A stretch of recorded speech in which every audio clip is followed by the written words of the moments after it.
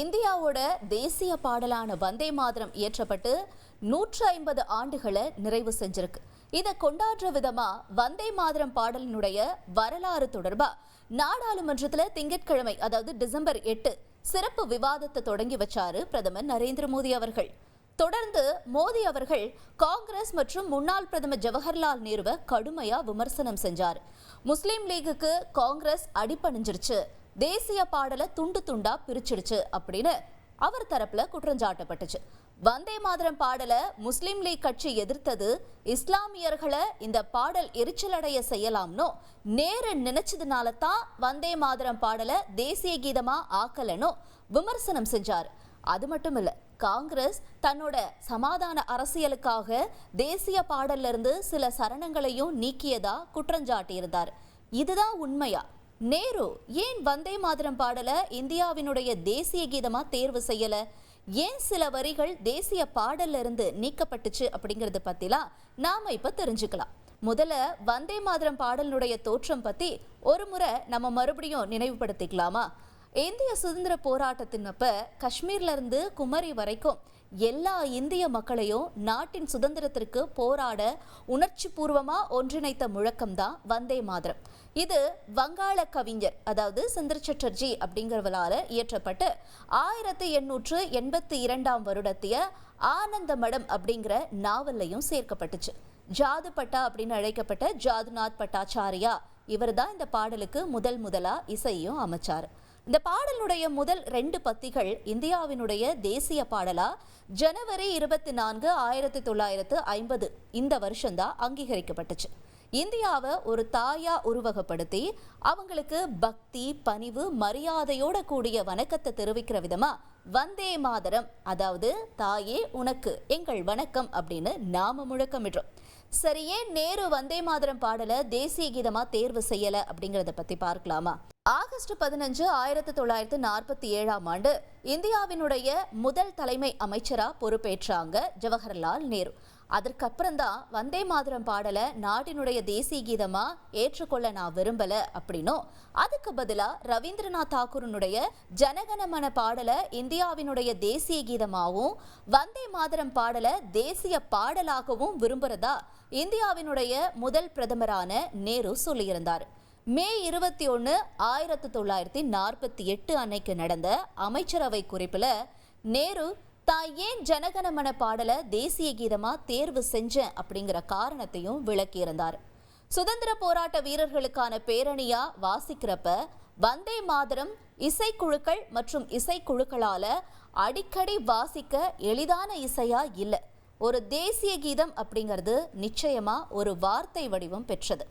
ஆனா அது ஒரு நல்லா அமைஞ்ச இசை தொகுப்பாகவும் இருக்கணும். அதனால தேசிய கீதத்துல இசை மிக முக்கியமான காரணி. அது உயிரோட்டத்துடனும் கண்ணியத்துடனும் இருக்கணும். அது மட்டும் இல்ல, அது பெரிய மற்றும் சிறிய இசைக்குழுக்கள் அப்புறம் இராணுவ இசைக்குழுக்கள் இவங்களால திறம்பட இசைக்கக்கூடியதாகவும் இருக்கணும். இது இந்தியாவில் மட்டுமில்ல வெளிநாடுகள்லையும் இசைக்கப்படணும். இந்த 2 இடங்கள்லையுமே பொதுவாக பாராட்டப்படக்கூடிய வகையில இருக்கணும். ஜனகணமன இந்த எல்லா தேவைகளையும் பூர்த்தி செய்யுது. ஆனா வந்தே மாதரம் இசைக்குழு இசையமைக்கிறதுக்கு எளிதான பாடலா இல்லை அப்படின்னு அமைச்சரவை குறிப்பில் எழுதியிருக்காரு முன்னாள் பிரதமரான ஜவஹர்லால் நேரு. வந்தே மாதரம் பாடல் வருத்தம் நிறைஞ்சதா இருக்கு. அது துக்கத்தை வெளிப்படுத்துற விதமா இருக்கு. அதுல வரக்கூடிய வார்த்தைகள் மீண்டும் மீண்டும் சொல்றதா இருக்கு. வெளிநாட்டினர் இதை ஒரு இசை படைப்பா பாராட்டுறது ரொம்ப கஷ்டம். ஜனகணமன மாதிரியே தனித்துவமான அம்சங்கள் இதுல இல்லை. இது நம்மளோட போராட்டத்தினப்ப இருந்த ஏக்க காலகட்டத்தை மிக உண்மையா சொல்லுது அப்படின்னாலும் எதிர்காலத்துல நம்மளோட வெற்றியை நிறைவேறினதா அவ்வளவா இதுல எதுவுமே குறிப்பிடல. வந்தே மாதரத்தினுடைய மொழி ஒரு சராசரி மனிதனுக்கு மிகவும் கடினமா இருக்கு அப்படின்னும் அந்த அவை குறிப்பில் நேரு குறிப்பிட்டிருந்தார். ஜனகணமன எளிமையா இருக்கு, அதே நேரம் சுதந்திரம் அடைஞ்சதுனால இப்போதைய சூழல்ல சில மாற்றங்கள் அவசியம்னு நேரு சுட்டிக்காட்டியிருந்தார். இந்த எல்லா பரிசீலனைகளையும் மனசுல வச்சுதான் ஜனகணமன பாடலை தேசிய கீதமா தற்காலிகமா ஏற்றுக்கொள்ளலான்னு நான் பரிந்துரைக்கிறேன்.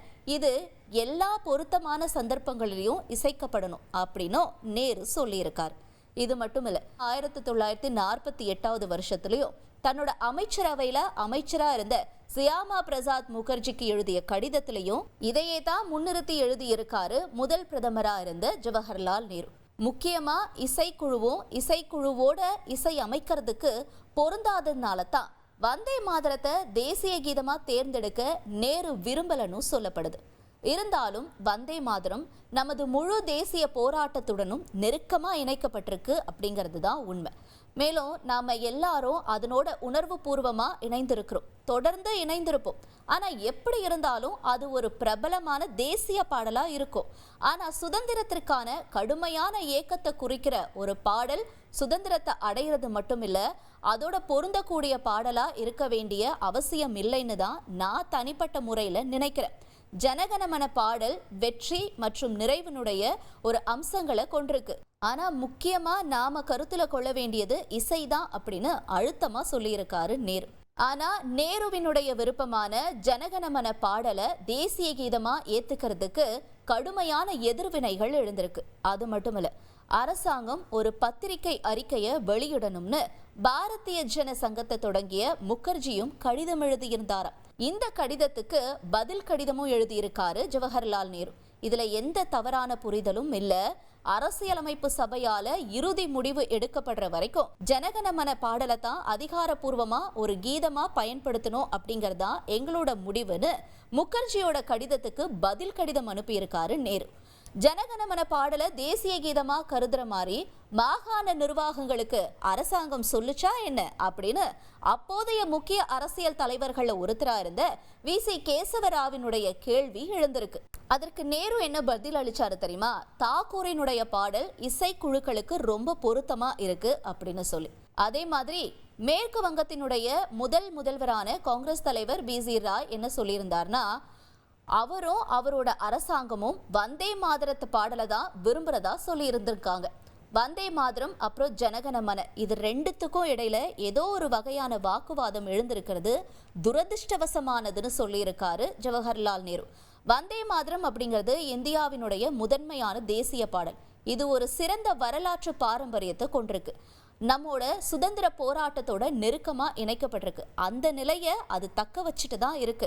வேற எந்த பாடலும் அதை இடமாற்றம் செய்ய முடியாது.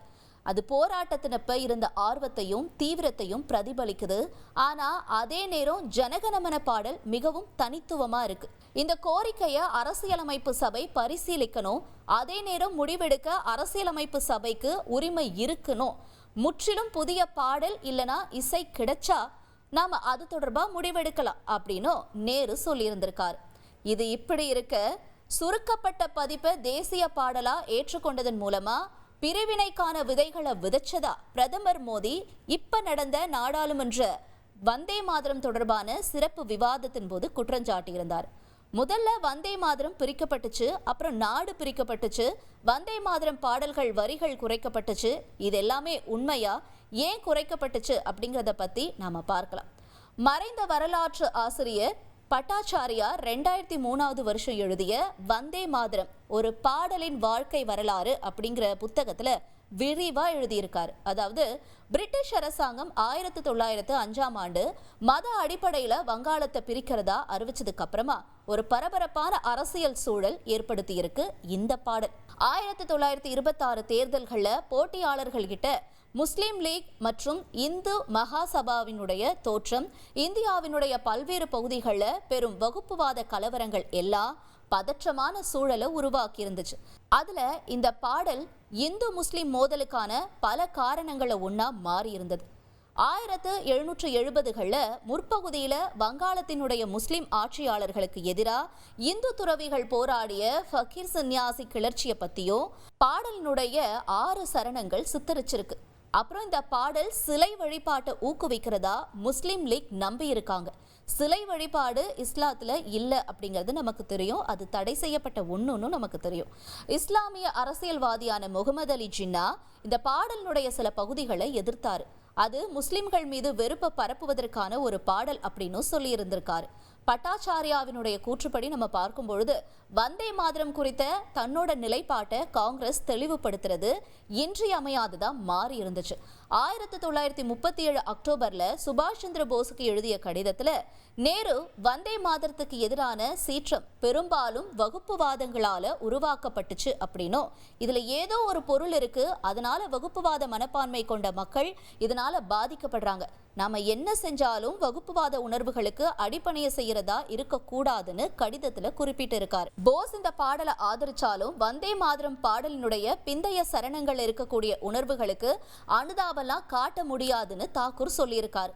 நேருவுக்கு எழுதிய கடிதத்துல தாக்கூர் என்ன சொல்லியிருந்தார் அப்படின்னா, கல்கத்தா காங்கிரஸ் கூட்டத்துக்கு முன்னாடி அந்த பாடலை பாடிய முதல் நபர் நான் தான், அதுல எந்த பிரிவையும் சமூகத்தையும் புண்படுத்துற விதமா நான் பார்க்கல அப்படின்னு சொல்லியிருக்காரு. அக்டோபர் 1937 காங்கிரஸ் காரிய கமிட்டி வந்தே மாதரம் குறித்தான ஒரு தீர்மானத்தை நிறைவேற்ற முயற்சி செய்யறாங்க. அதுல முதல் 2 சரணங்கள் நமது தேசிய இயக்கத்தினுடைய உயிருள்ள மற்றும் பிரிக்க முடியாத பகுதியா இருக்கு. பாடலினுடைய மற்ற சரணங்கள் அதிகம் தெரியப்படல, அது எப்பவுமே யாராலுமே பாடப்படல, அதுல சில குறிப்புகள் அப்புறம் இந்தியாவில் உள்ள பிற மத குழுக்களின் சித்தாந்தத்தோடு பொருந்தாத ஒரு மத சித்தாந்தமா இருக்கு. அதனால பாடலினுடைய சில பகுதிகளுக்கு முஸ்லிம் நண்பர்கள் எழுப்பிய ஆட்சேபனைய குழு அங்கீகரிக்குது அப்படின்னு சொல்லியிருந்தாங்க. தேசிய நிகழ்வுகளை பாடப்படுறப்ப முதல் 2 சரணங்களை மட்டும் பாடலை வரையறுக்க குழு பரிந்துரை செஞ்சிருக்காங்க. அதுக்கப்புறம் இந்திய தேசிய காங்கிரஸ் வந்தே மாதரம் பாடலினுடைய குறுகிய பதிப்பை தேசிய பாடலா ஏத்துக்குச்சு. 1951ஆம் ஆண்டு ராஜேந்திர பிரசாத் முன்மொழிந்தப்ப அரசியலமைப்பு சபையால தேசிய பாடலா ஏற்றுக்கொள்ளப்பட்ட பதிப்பு தான் இப்ப இருக்க வந்தே மாதரம் பாடல். அது மட்டுமில்ல, ஜனகணமன பாடலும் தேசிய கீதமா நியமிக்கப்பட்டிருந்துச்சு. எழுதப்பட்டு 150 ஆண்டுகளுக்கு அப்புறமும் வந்தே மாதரம் அரசியல் விவாத பொருளாகவே இருக்கு. ஆனா இதே நேரம் தேசிய பாடலை சுற்றி எந்த சர்ச்சையும் இல்லை அப்படின்னும், பொது பிரச்சனைகள்ல இருந்து கவனத்தை திசை திருப்பதா அரசாங்கம் இந்த விவாதத்தை பயன்படுத்துதுன்னு எதிர்கட்சிகள் ஒரு பக்கம் குற்றஞ்சாட்டுது. இன்னொரு பக்கம் 2026ஆம் ஆண்டு நடைபெற இருக்க மேற்கு வங்க சட்டமன்ற தேர்தல் வர இருக்கிறதுனால தான் இந்த விவாதம் ஒரு முக்கிய பங்கா இருக்கும்னு அரசியல் வல்லுநர்களும் சொல்றாங்க.